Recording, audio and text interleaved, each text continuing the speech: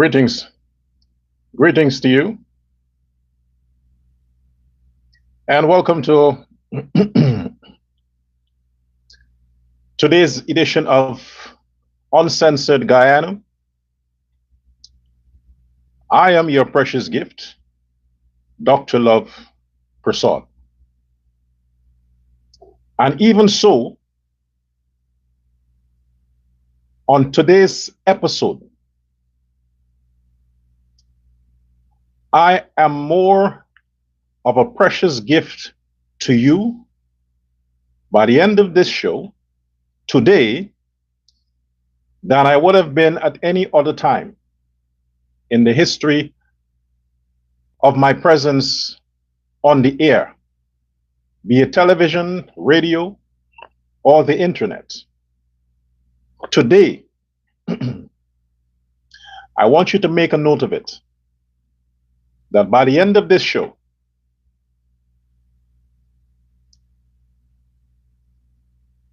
this would have been my best gift to you, the viewers, the audience, and those who are watching from around the world, more so the Guyanese voters. The Guyanese voters who are now counting the days, measuring the time when they can deliver their gift to that country.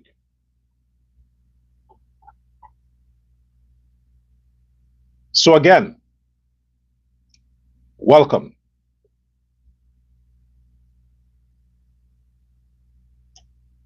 Usually I would not go into the chat so early, but there is a person here I've noticed who goes by the caption, that ain't a name, the caption Poison Ivy.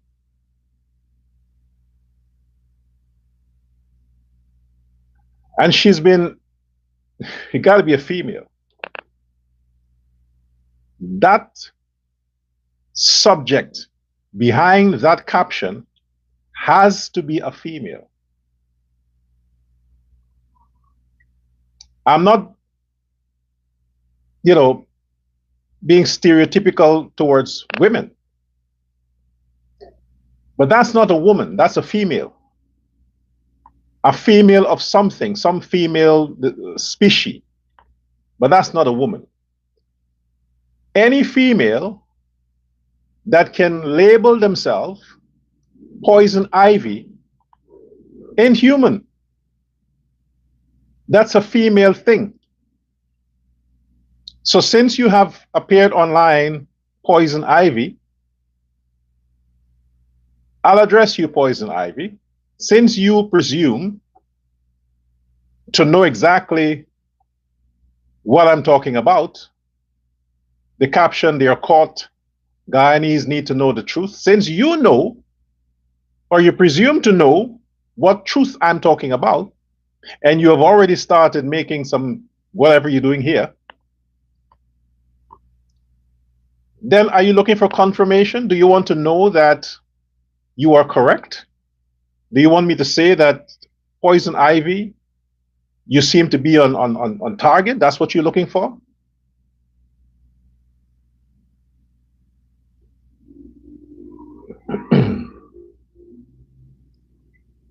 But these are the people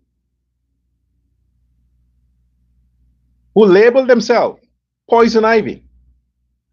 The poison ivy and the lily, the flower, is a very toxic species of the flower family. Very toxic. And it's called poison ivy for a reason. Stay far from it. There is nothing good about it. So if this individual can call herself Poison Ivy, that's all the evidence you need. That's somebody from the ghetto who lives a life of toxicity, spewing poisonous things online, pushing propaganda, pushing fake news, and she's a racist. The name suits her, Poison Ivy. Now, Poison Ivy, I might be a doctor, but I can't cure you. My doctorate is in philosophy, and my philosophical orientation can't come up with any idea as to how to fix you. You are fucked up. You need to stay in the PNC camp. They can accommodate you because they deal with just poison ivies. The whole PNC camp is fucking poison ivies. You can stay there. I can't help you with that. And no thank you for your comments. So you know. Guyanese, the beautiful lilies of Guyana, the flowers, the hibiscus, the roses of Guyana, who stood and stands behind the People Progressive Party. I want you to hear me and hear me well. I want you to pay attention to everything I'm about to say on the program today. I'll try to be calm because I think sometimes when I raise my voice, it scares some of you. This is why today I've decided to accompany myself with some coffee. It's Maxwell. I'm not promoting Maxwell coffee. They don't even know I exist, but it's Maxwell coffee. So I'm drinking coffee. Keep myself calm to get the message across. Remember, you trust the messenger first before you believe the message.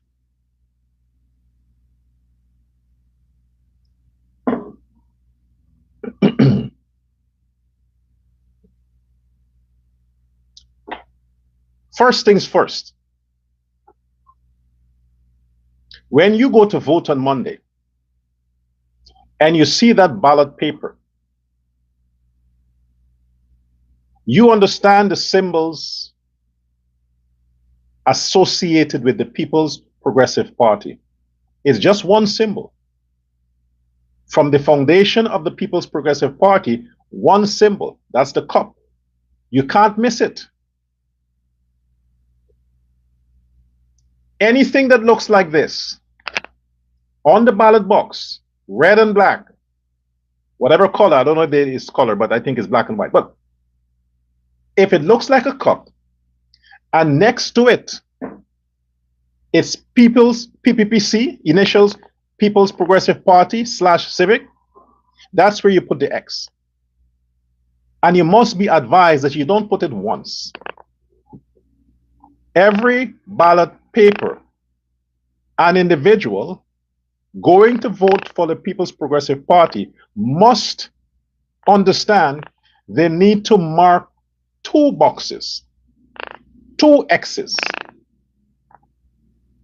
And that is categorized as the regional and the general. 2 boxes. You must leave your home, going to the ballot, to the place of polling. Understand that you need to mark 2 boxes. You have to check both boxes, regional and general. 2. Say 2.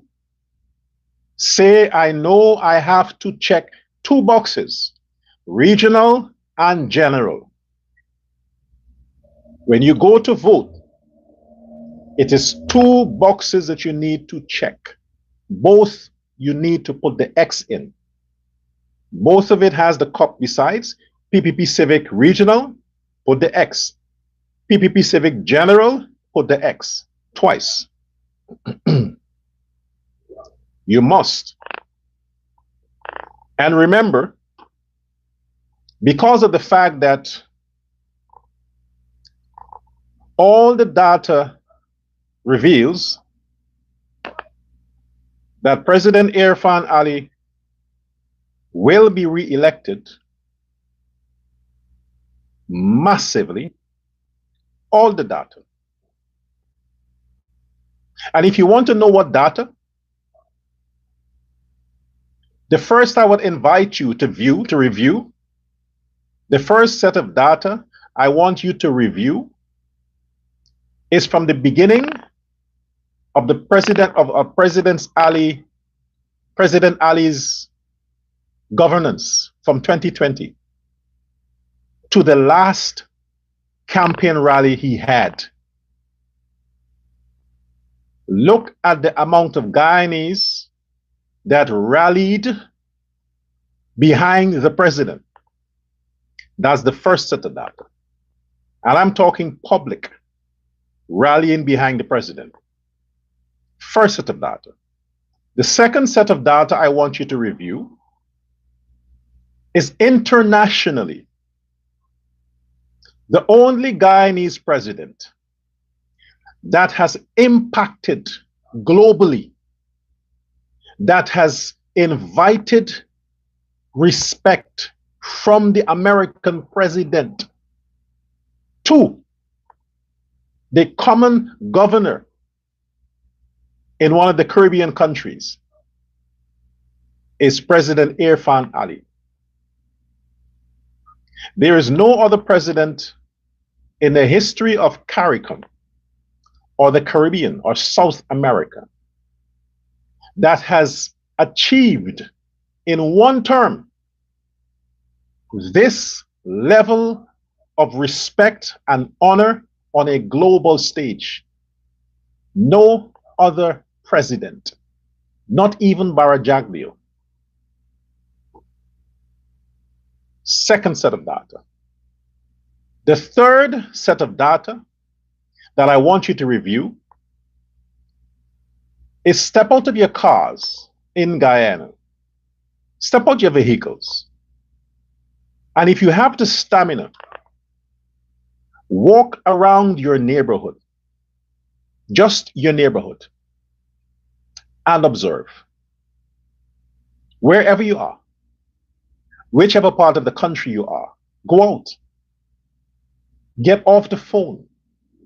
You don't live on the phone. You don't live on social media. You may spend useless, valuable time browsing a bunch of crap, but that's not where you live. You live physically in a house. You dwell in a house. You resident in that neighborhood. Get off social media. Put the telephone down.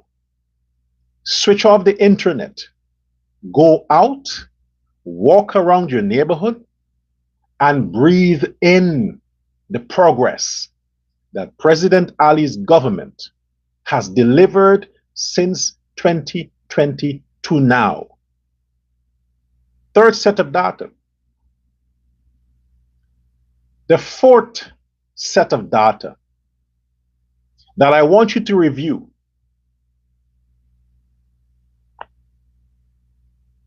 stand in front of your mirror by yourself. And again, I want you to put the phone aside. Put aside the phone. Whatever age you may have, put the phone aside. Stand alone in front of your mirror and talk to that person you are seeing in your mirror and ask that person this question. Sir, madam, if you're a female, well, address yourself as how you will normally do. Give me one reason why I should not vote for President Ali's second term. One reason. Ask yourself that question. And I'm saying, switch off social media. Blank everything else from influencing your thoughts and distracting your eyes. Stand alone in your bedroom, in front of your mirror, and talk to the person you're looking at. Ask yourself to give yourself one reason why you should not vote for President Ali. One reason. And if you can honestly, with no prejudice, with no bias, if you can honestly establish one reason, logical, workable reason to give yourself why you should not vote for President Ali, I would love to know what the reason is. But do that for me. Do that. I am certain I can bet you, and I'm going to throw this to Poison Ivy. Though you're toxic, dangerous with your name, I'll even challenge you on that. If you have to be honest and sincere, if you have to understand that this is one time in your life that the universe will hold you responsible for liable against your own conscience, that you convince yourself that you should not vote for President Ali because of a fabricated reason that you have borrowed from the opposition. A fabricated reason that you have borrowed. But if it wasn't for the fact that you are identifying yourself with black organization because you are a Negro, if it wasn't for that fact, you have no reason, no legitimate, substantial, profound, godly reason not to vote for President Ali. None. Because every fiber in your being, every string of conscience that you have, every conviction that you can breathe in tells you that he deserves your support. Everything about you is telling you that. But you are blocking that because of your own prejudice. Because you think that by default, because you are a black person, you need to support the PNC. Because you think somehow you are betraying your race if you don't support the PNC. You think somehow that your loyalty is of kinship. That's the only reason why you are supporting the PNC, because you think that's what you need to do. You have no other reason whatsoever. None. But let me tell you this. Let me convince you of something. And like I said, by the end of this show, this would have been my gift to you. Let me convince you of something. You know who is your family? Do you know who is your family? What constitutes family? Family comprises of father, mother, children, husband, wife, and children. That's family. Your relatives are not your family. You are related by blood. There's nothing family in that. Family comes from the word familiar. And familiar is about how you were raised, the environment, mother, father, you are familiar with that area. That's family. To the average Guyanese, Afro-Guyanese, understand this. The other black person that you see is not your family, is not your relative, unless they are related by blood, meaning from your mother or your father's side. They have no connection to you, none whatsoever. Because if you take a DNA test from you, black person in Stewartville on the west coast of Demerara, you take a DNA test from you, and you take a DNA test from Aubrey Norton, there is nothing there that connects you. Nothing. No evidence of kinship by DNA. So Aubrey Norton is a stranger to you. You understand that? Unless the leader of the PNC or any opposition is related by blood, biological relation, genetics, DNA, unless that is the case, that leader of the PNC is by DNA related to all the black people in Guyana, unless that's a biological scientific fact, you have absolutely no grounds on which you are alleging support for the PNC. None. There is nothing there. He is a stranger. The PNC people are strangers to you. They're all strangers. Do you know what they try to unite? Racial identity. Therefore, if you are now going to unify your black votes around the PNC because of racial identity, then you're saying that the agenda of the PNC from its inception, from its beginnings, the agenda to divide and conquer, to spew out the rhetoric of corruption and racism and violence, you are saying that you also unify under that banner. Because if you are supporting the PNC because of a racial identity thing, then everything about them you subscribe to. The fact that Aubrey Norton went ahead to get a lawyer for a criminal who desecrated a sacred deity for a group comprises of around 2 billion people, Mother Lakshmi, the fact that he could do that, is that the identity that you want to identify with? The fact that they can unsubstantiatedly push a narrative about some child was murdered and some this and some that, is that your identity?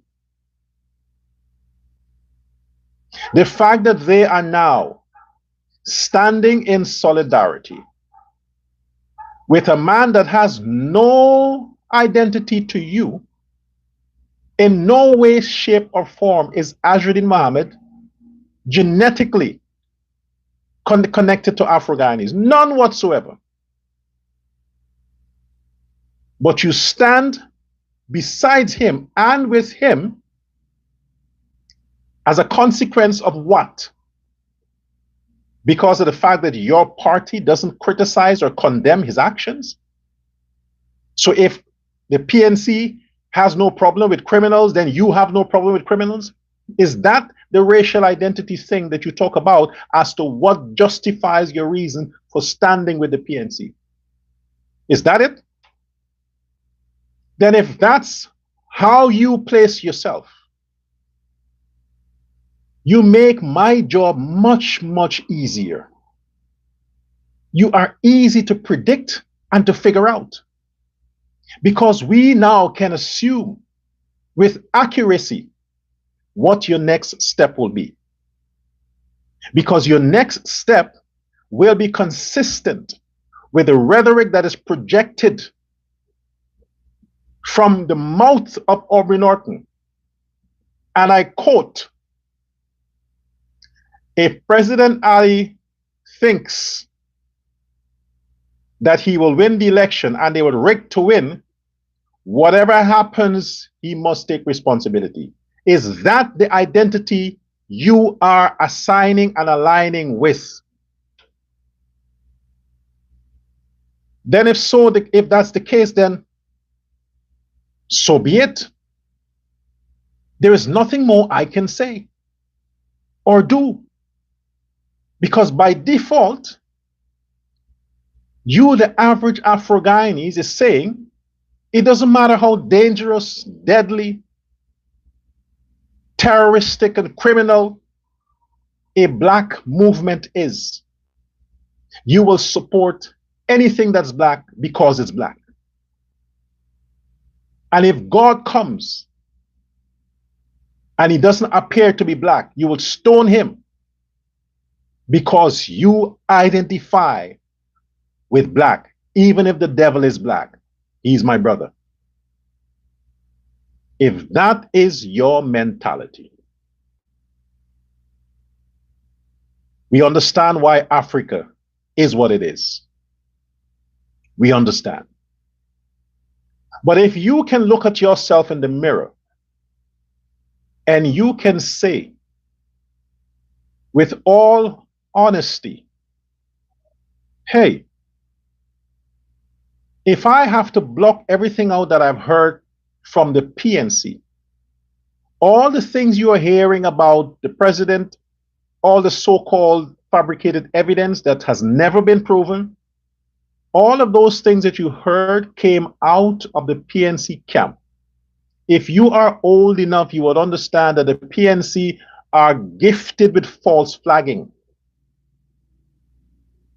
One of their genius is propaganda and fabricating stories.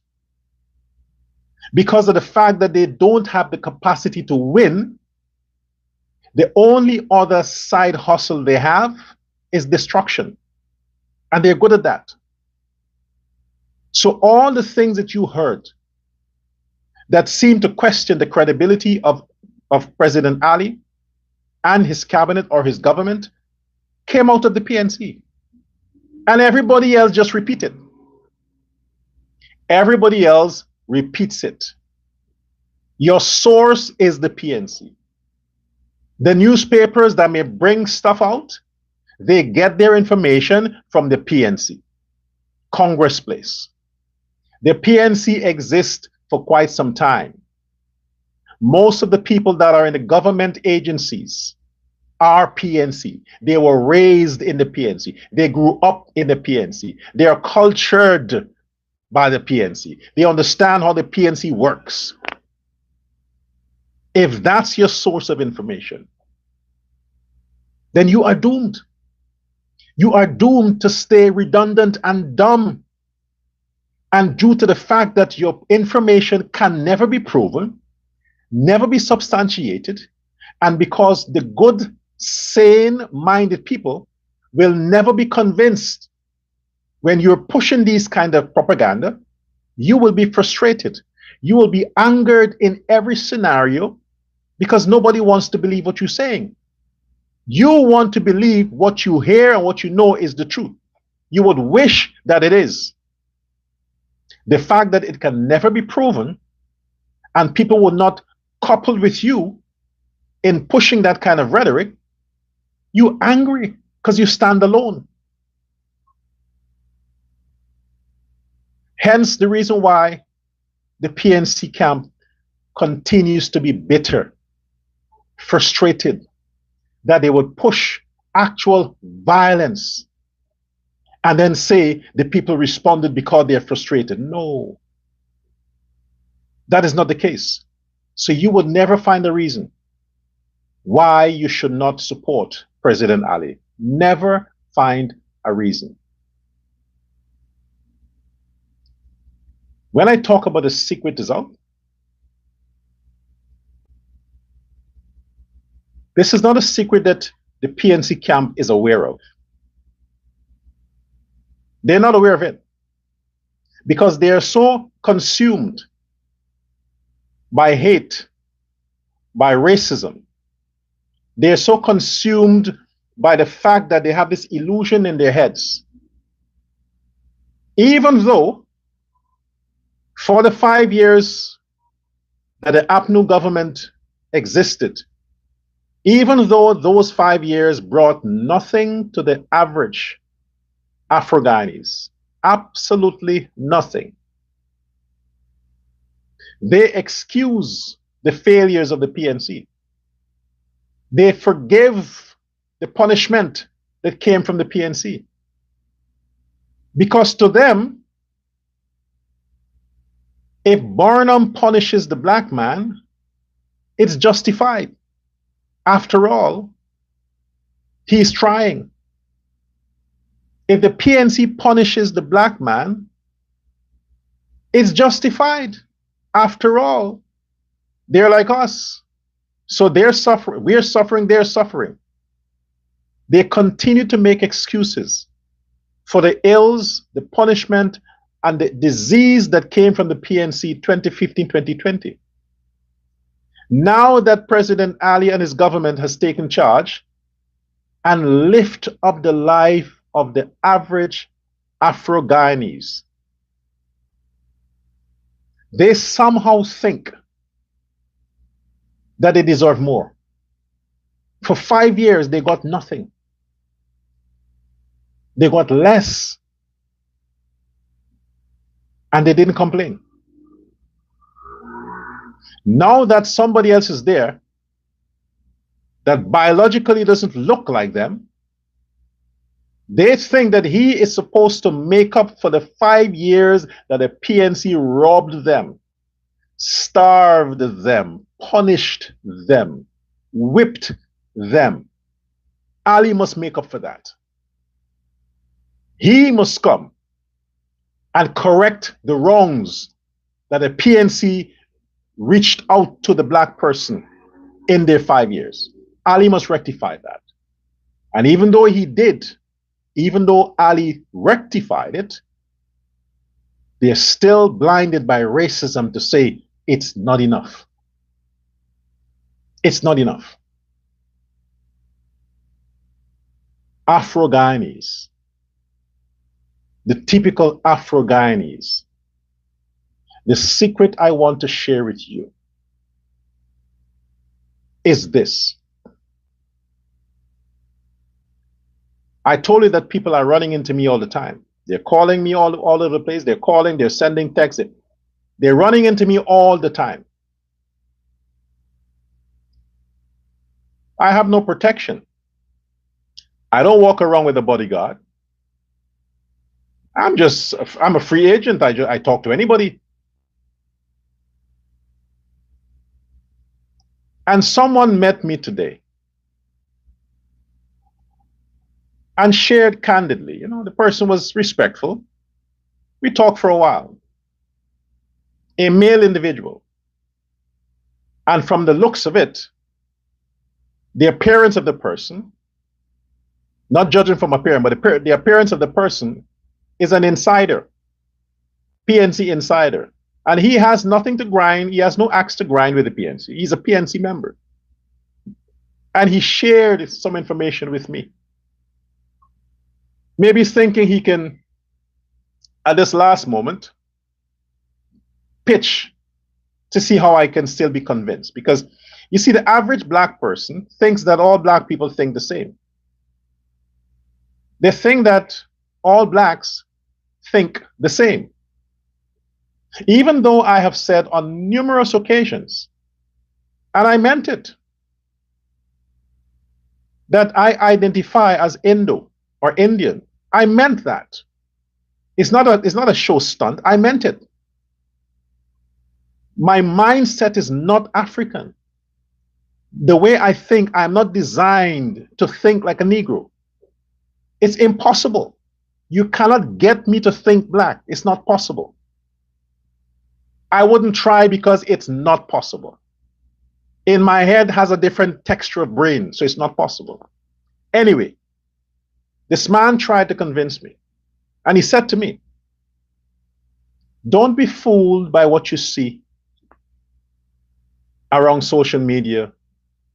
He don't know. He says, Doc, I don't know where you're getting your information from. He says, but I'm an insider.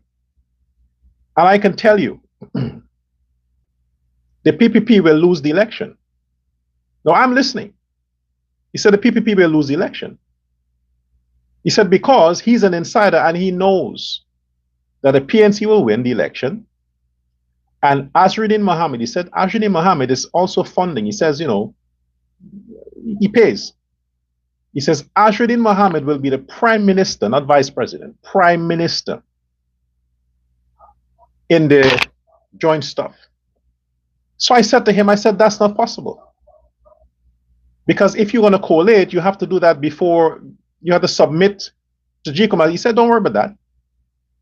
He said, don't worry about that. So I said, how are they going to achieve that? If they pull their votes together and they have more seats, let's say they have more seats in the parliament. I said, how are they going to achieve that since they have not entered the race as a coalition? I said, anyway, continue. He said, yes, he'll be the prime minister. Aubrey Norton would be the president. He's like, that lady that you like to call her name. I said, who's that?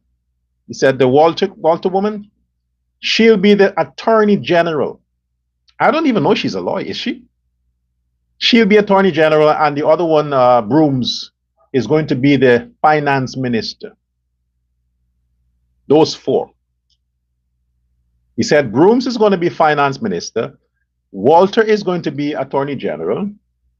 Azradine is going to be the prime minister. Norton is going to be the president. I asked him nicely, I said, tell me, convince me as to how this is going to be achieved. The laws are the laws. He says they're going to have the most votes, and as a result of that, no one can stop them from forming the government. The parliament, as long as you have the majority, the parliament, he went into detail, but I want to cut this short. That's the secret I want to share. That person shared with me, and we talked more. We had a lot of stuff to talk about. He said so much that if I was not a sane person, if I was an idiot or stupid, or if somehow I used to hang out with Azradine Mohammed, so his nonsense and his dumbness and his stupidity rubbed off on me, I probably would have believed the stuff the guy was telling me. Maybe I would have believed. I'll be honest with you. I probably would have. Because he was so convincing. We talked for like an hour. He was so convincing. Pressing it and pressing it and pressing it. And he's like, you're my brother. I understand a lot of the things you say. I may not agree with it, but you are right. Trying to patronize me, You are right. But Aubrey Norton is going to fix all that crime, fix all that things, fix this, fix that. And what do you know?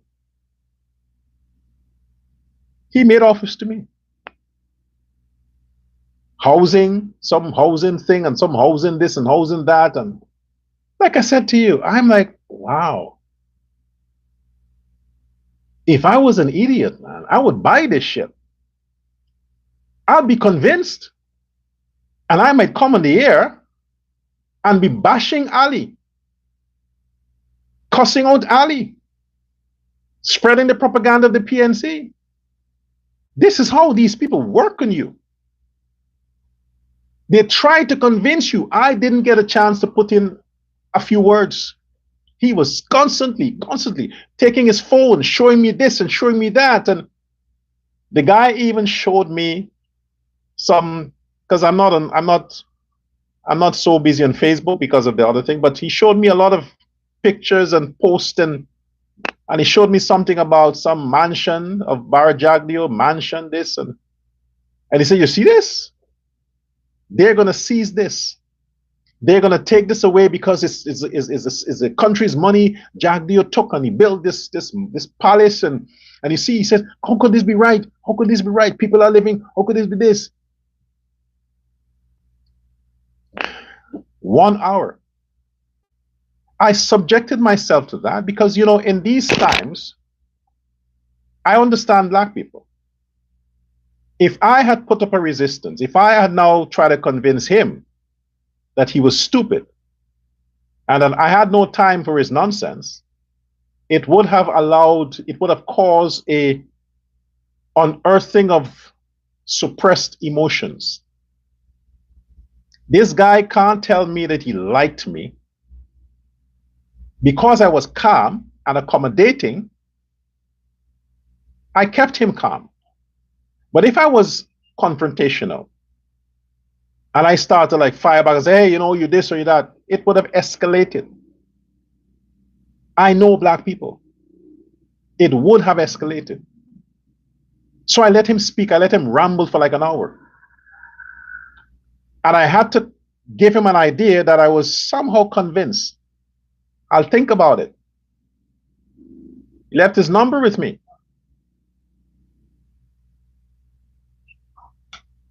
Ladies and gentlemen, I don't know how they run into me, but they do. They run into me. Maybe it's a further test of the universe. Maybe, I don't know. And every time they run into me, they have some fucking offer. Every time. Why it's important to them, I don't know. I have nothing to offer them, but they're always coming with offers. So I'm thinking to myself, the PNC has so many people, so many lowlifes on TikTok, Facebook, so many that are spreading their propaganda. Why the fuck they don't leave me alone? Why don't they leave me alone? I've said so many times that I'm not interested. They think that if they approach me physically, black man to black man, that somehow they would, like, you know, hey, brother, that stuff wouldn't work. It wouldn't work. I'm not speaking based on hearsay. I'm not supporting President Ali or the PPP because I have an axe to grind with the PNC. This is not personal. I don't know Aubrey Norton. I don't know any of them. I refuse to know them. I'm not interested in anything that they have to offer. And this is not about anything personal with these people. This is an historical hatred I have for the PNC, an historical hatred. They have never made an effort to clean up their act. And as of recent, as Aubrey Norton putting the whole credibility of his party that supposedly represent 30% of the Guyanese population, putting the credibility of that party behind a criminal who disrespected a goddess that 1 or 2 billion people, and these 2 billion people are not alone Indians.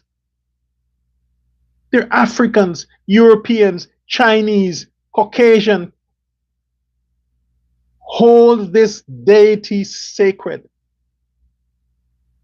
He desecrated that deity, and Aubrey Norton threw the credibility of the PNC, the whole organization of the PNC behind that criminal, that he would take a lawyer to defend that person. As recent as a few months ago. That's what I hate. That is what I hate. If you are claiming that you are a party, a political party in a multi-ethnic country, nation like Guyana, 6 notable races, how can you be so partisan? So partisan that you will stand behind a criminal, not an intellectual, not a lawyer or a doctor or teacher or somebody of substance, a criminal that has done nothing constructive for the society. You're going to throw your entire party behind that person who has insulted a large percentage of the population. And you claim that you are a multi-ethnic party, but you take sides on the basis of race? Show me one instant where the PPP had done that. One instant.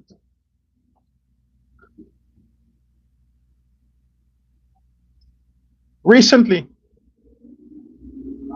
that man, Bashk, Junior Bashk, desecrated the name of the first mother the mother of the president. That man Bashk desecrated the name in an interview with a low-life criminal reporter.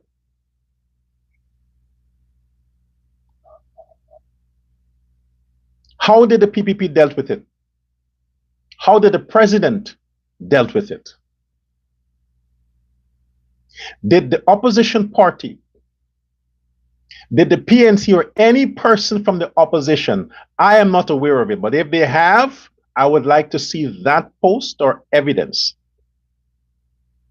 Who from the opposition came out and condemned and defended the honor of the first mother, the mother of the president? Who did from the opposition? Who did that? To my knowledge, nobody did. To my knowledge. But yet, the same opposition, the group I've just described and called, Brooms, Desire, Azruddin, Norton, same opposition came out in support of criminals who desecrated the mother, the divine goddess mother of 2 billion people. They defended that criminal, that idiot, that zombie. But the same group did not come out and condemn the disrespect against the first mother of Guyana, the nation to which her son is the best president to fucking date. Who came out and defended her? Which opposition operative did?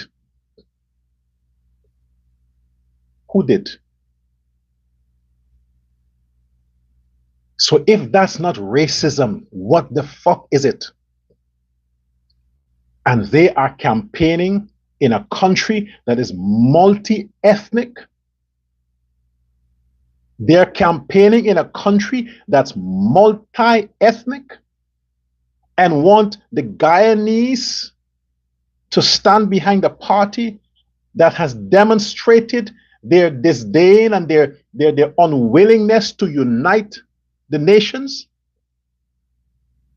They want Guyanese to do that. Is that the agenda the average church going, Bible preaching, Jesus praying to? Is that the party that you identify with? Is that the party that you in your good conscience can say you stand with, that you're going to vote for? Is that who you want the rest of the world to see that you are? If you came out and come out in your large numbers and vote for the PNC, you are telling Europe, Asia, North America, that you are a racist set of people, Afro-Guyanese in Guyana, that despite all the bad things the PNC represented and stood for, that the Afro-Guyanese largely supported them. How then you want those countries to welcome you with open arms, when in their mind, if you are a Guyanese Afro-Guy, if you are an Afro-Guyanese,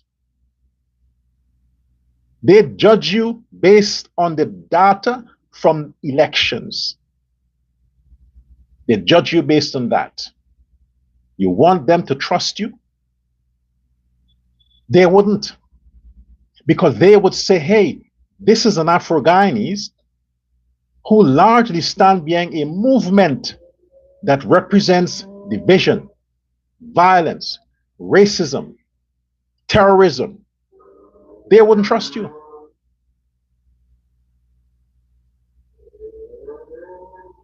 Those are the facts. So you have now a coalition of undesirables. A coalition of undesirables. the fantastic fuck ups, the four fuck ups: Azradine, Norton, Walter, Brooms. The four fuck ups. You want to support those people? When the world saw that these four people went physically amongst the mob that unjustly destroyed an entire investment, ruined an entire community, those four who are now trying to get your votes, they all can't target Afro-Guyanese. They're trying to convince Indo-Guyanese, Chinese Guyanese, European Guyanese, Amerindian Guyanese. They're trying to convince all the other 5 races of Guyana to trust them, to believe their message, when they have demonstrated over and over and over again that they all stand in unison with the PNC agenda, which is destruction, racial division, lies, undermining progress, deceit, obeah, and high crime. And they want all the other races to trust them, when everything they did, everything they had done is in the public's domain. Everything they said is in the public's domain. And still, you, the average Afro-Guyanese, that from the data of elections, you, the Afro-Guyanese, are going to show the rest of Guyana that you voted, be it 20% or 30%, to the PNC. What do you think happens after that? Every other ethnic group in Guyana will look at you with suspicion, will treat you with suspicion. They would have at the back of their head, this could be one of the Afro-Guyanese that voted for the PNC. Therefore, I cannot reach out a helping hand. I cannot reach out a patriotic hand. I cannot reach out a nationalistic hand for that Afro-Guyanese, because they could very well be one who stood in unison with the agenda, the murderous, destructive, chaotic, toxic agenda of the PNC and Aubrey Norton. Then what you Afro-Guyanese will say after that, you are discriminated against, that everybody else is racist against you. No, you demonstrated the level of your racism, that despite the appeal, despite the threat to our country, despite the fact that Guyana can lose its sovereignty to another nation, despite the fact that Guyana as a nation can face international sanctions that will ruin your country, destroy your economy, fuck up all of the free education, all the grants. Despite all of that that's at stake, that you can still embrace some kind of pride and publicly offer your support for a man that has an uncertain future, who is in bed with a party that you think was culturally godly. You want to stand with that to show the rest of the world that you don't give a fuck about your country. It's only your personal agenda of racism, that you rather go down, you rather see your country sink, all the progress cease, bankrupt, because you hate an Indo-Guyanese president who all he had done from the beginning is love you, the Afro-Guyanese. Let me go back to that bridge scene. Let me go back to the scene on the bridge. The president, the only thing left for him to have done was to hug that black engineer, that young black man, whom the president proudly tasked to make sure that things go well. That black minister of public works, Bishop Edger. Why would you allow your racism to fuck that up, man? The man who stood behind and overlooked all the infrastructure works that are happening in Guyana, besides the president, is a black bishop, a black Afro-Guyanese bishop, a man who prays, who believes, who fasted, who faced drive-by shooting, who sustained all of these fake news and corruption allegations and all these things. A black man stood beside the president on the bridge. And the president only wanted to embrace, out of his gratitude, a brother who stood there proud that he stood on the bridge with his president, and the world saw that one of the genius behind seeing that masterpiece being delivered was an Afro-Guyanese young professional who the president of the country was saying, hey, I have to thank this guy, for heaven's sake, Afro-Guyanese. What else do you want, man? What else do you want? Show me the racism there. Show me, point it out to me. The president didn't call a Chinese. He didn't call a European. He didn't call an Indo-Guyanese. He stood there and promoted the genius of two black men. Two black men. Where does that happen? Who wants to give black people credit? In America? In Europe? Where does it happen? How many times don't the talent, the gift, the genius of black people are stolen and hidden, that the world never know that a black man was behind something? How many times didn't it happen? We have a lot of things that are coming out now. The person who developed, who invented the telephone, the first car, the first plane. It's coming out. Black people were behind it. Imagine if the president that we have, Irfaan Ali, was a racist. Do you honestly think he wants the credit to such a masterpiece as the Irfaan Ali River Bridge go to a black man? If he was racist, you think he want the world to think that a black man is behind it? Think, niggas. I apologize. Think, Afro-Guyanese. Think.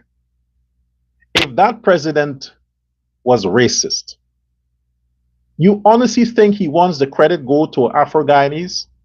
You honestly think he would let the Ministry of Public Works, that is responsible for building the country, go to an Afro-Guyanese? Do you honestly think that will be the case if he was racist? Who do you think the world is seeing as responsible for the architectural engineering and masterpiece of Guyana's development? Black people. And the president is proud to show off his black citizens, brothers and sisters who have the genius. He is proud to do that. He's doing it for the whole fucking world to see. Hey, look what we have. He's proud to do it. And he's doing it happily. Show me the fucking racism. Show it to me.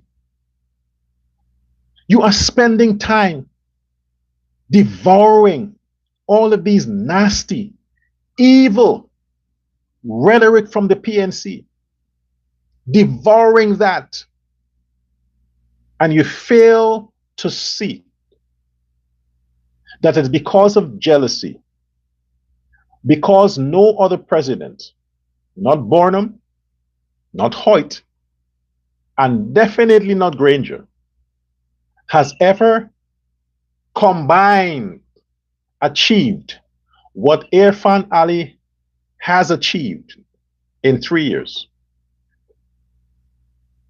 Discount 2020, discount 2021, because he became president late in 2020, 6 months after. So we can only count 3 years. Look at what that man, that son of the soil, that man whose mother was desecrated, look at what he has achieved in 3 years. Look at the fact that the CXC, the kid who topped the whole country, is an Afro-Guyanese kid, a black kid. Look at all the performances academically. Look at all of the businesses, Afro-Guyanese businesses that rose up. Look at the life of the average Afro-Guyanese for the past 3 years. Compare that to the history of Guyana under the PNC.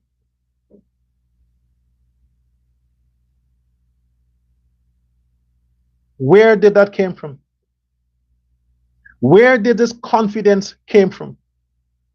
Where did the motivation came from? That the average young Afro-Guyanese has the motivation, the inspiration to want to compete, to want to be the best. What made breaking news the other day? An Afro-Guyanese is director now of GBTI. Is it GBTI or what, one of the banks? Director of the bank. A young black man, Guyanese. The confidence of the average Afro-Guyanese has been restored. Belief came again because, like I said, God gave the average Afro-Guyanese the evidence they needed to trust their president. Not as a president, but as a man first. Then they stood behind and around him as president. And now they believed his message. And as a result of believing his message, Afro-Guyanese are stepping out into their greatness because they have a great leader that they saw, they know, they have experience. And we have on this side this organization that is bent on demonism, on destruction, that they are going to join arms with criminal gangs associated with international terrorism just because they have no chance ever of getting close to governance. They rather bring the country down. It's the same attitude these guys have.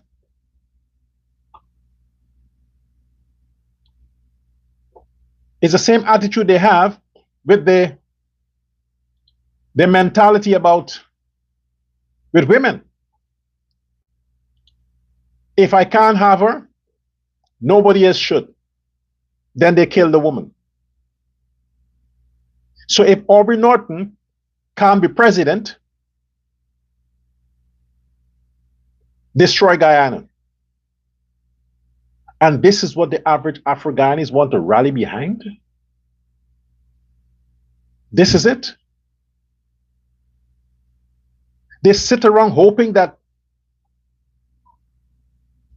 information that may come out would further push what the PNC have been saying.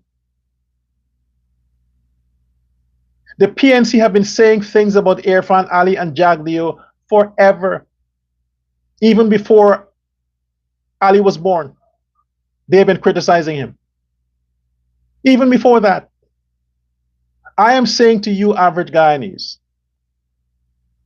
this is not about hearsay. This is about a court of law. When you go to court, they don't want hearsay.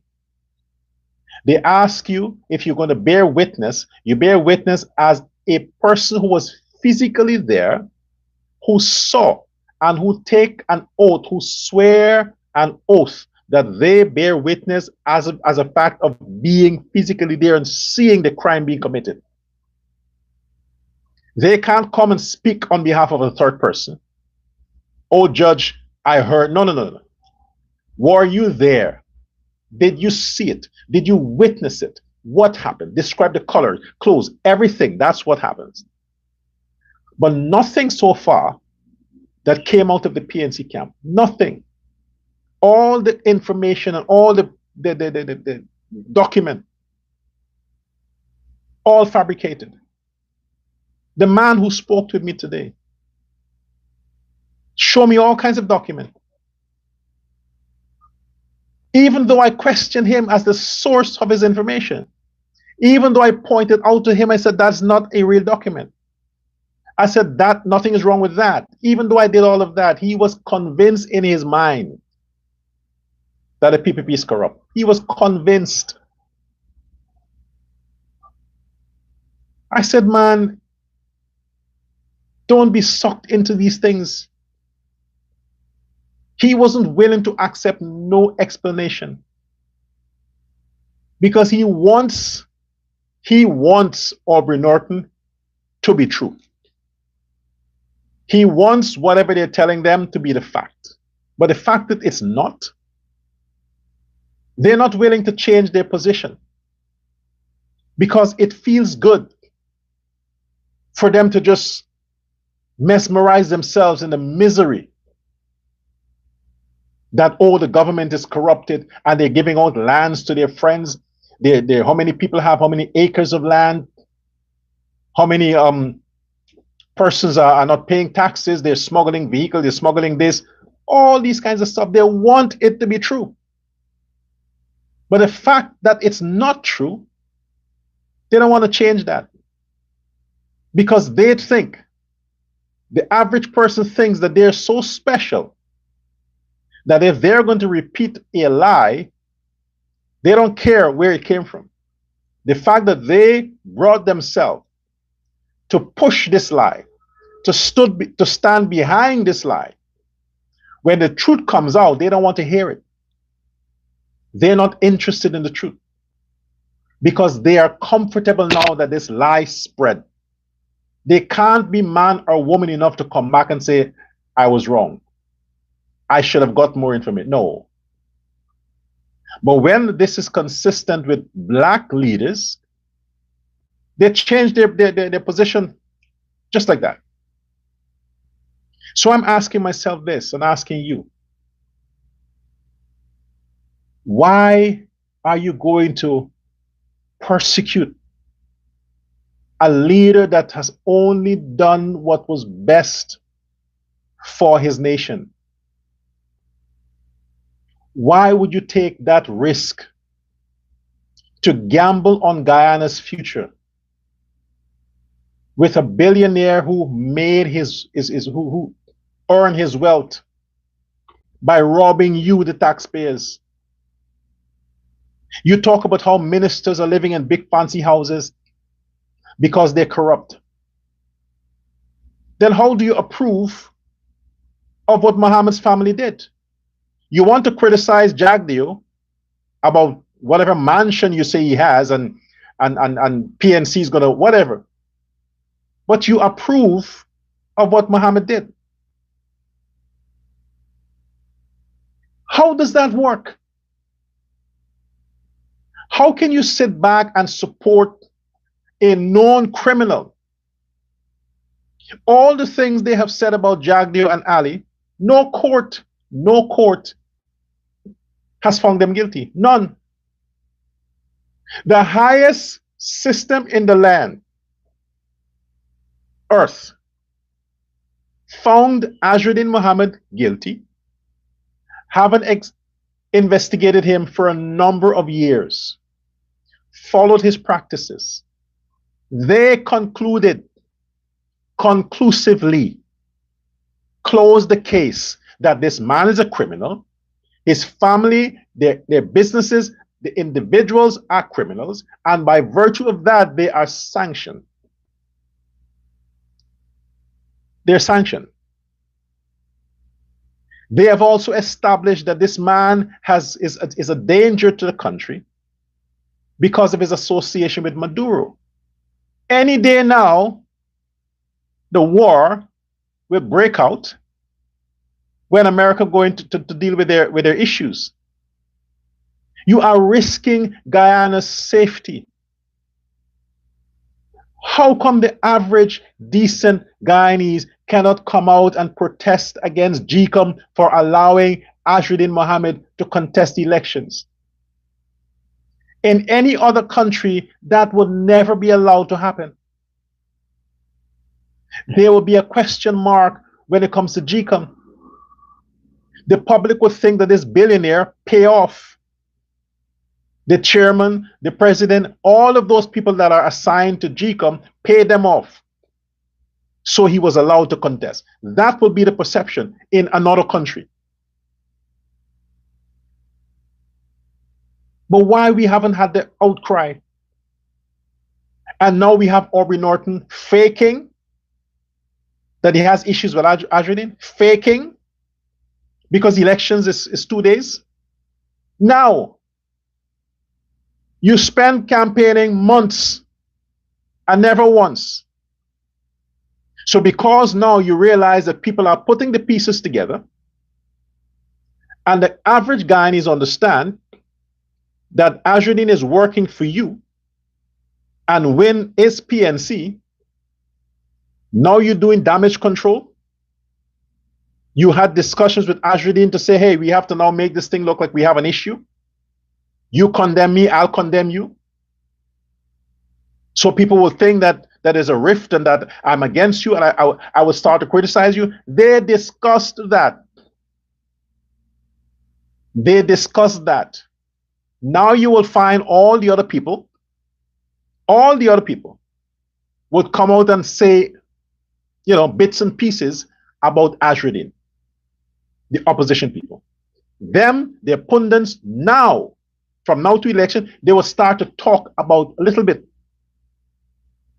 and selective things, because they want the perception to be out there that they are against Azruddin. Now, they had weeks and months to do it continuously, but the only party that called out and kept calling out every day in and out on the crimes and criminality and the sanctions and the danger of Azruddin, Venezuela, and all these other players is the PPP. Is the PPP. No other party talks about Venezuela, Azruddin, the sanctions, the crime, none of them. Now they'll start to do that, to confuse, to deceive, and to fool the Guyanese people as they usually do, to thinking that we're not in with this Azruddin guy, we're not in with this. I'm telling you, folks, the information I have seen today gave me conclusive evidence that Azruddin is a part of the PNC and he's working with the PNC. Him, Brooms, Walter, Norton, all of them are PNC. It is my conclusion.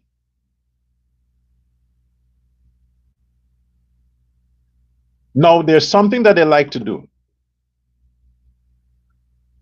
They might want to sue me, alleging that I push false information, that I have nothing to back up that they're working with Azruddin. That's what they do best, right? They like suing people. So I'll say the same thing. All the stuff that they're talking about Ali and Jagdeo, bring your evidence too. Bring your evidence as well. Now, if I should reveal my sources, what does that make me?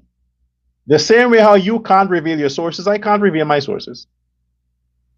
But what I'm saying here is that everybody in Guyana knows that Azruddin is the founder, financier of the PNC people.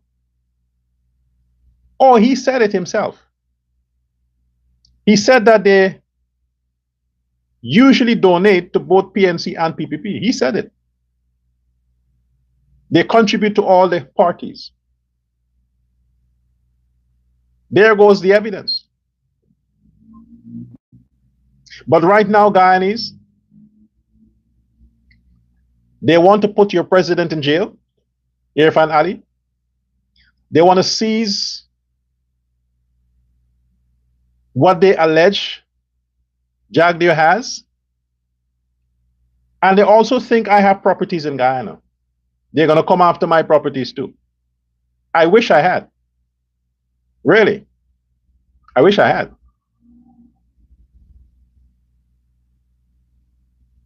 I'm asking you, from now to Monday, to bear in mind and keep your focus on the fact that we have a blessing. Our blessing arrived 2020. Our blessing occupies the office of the president. Our blessing is the person, Irfaan Ali. We received, as Guyanese, that blessing. Can we make it great? Can we make the blessing great? It is not yet to come. Our blessing is here. Our president. Let us make it great. Let us make the president great. He's here. He's our blessing. On elections day, fellow Guyanese, 2 boxes you have to check. 2 boxes. The regional and the general. You understand what the PPP symbolizes. You know that when you check the boxes of the PPP, the general and the regional, you know that you are giving your gift.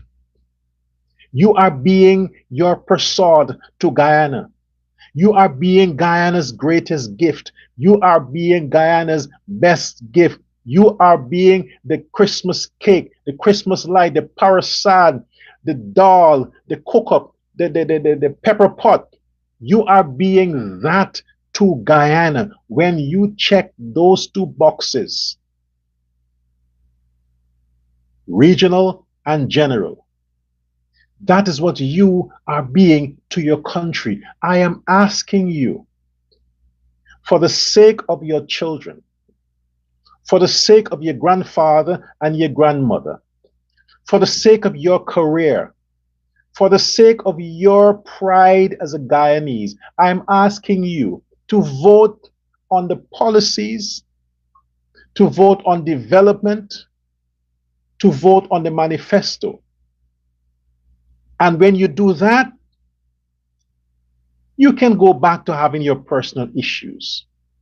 But if you vote on the manifesto, on the policies and what's best for you and Guyana, there is no debate as to who you need to place your vote to. It's the PPP Civic. Do what's best for your country because your country has done a lot for you. Now do your part for your country. Vote for the People's Progressive Party Civic. Let the progress continue. Let us be proud as Guyanese. You don't want me to be humiliated again at the Guyanese, at the United States Embassy. You want to know that they can say, hey, no more visa requirements for Guyanese passport holders. That's what you want. Vote for that. Vote for the fact that we can be a proud country, a proud people. We can be the beacon in South America, the big apple of South America. And the only way that can happen, the only way God has shown you that can happen is that we have to put the party that is for all Guyanese. There is no racism, no prejudice, no bigotry, no violence, only peace, law and order. I beg you, let us vote with our pride, our decency, and our loyalty to our country. President Irfaan Ali deserves the opportunity to serve you, the Guyanese people, one more time. Give him that chance. Give him that chance to serve you one more time. Until next time, this is Dr. Lord Prasad saying, have a blessed night. God bless, and I'll see you again.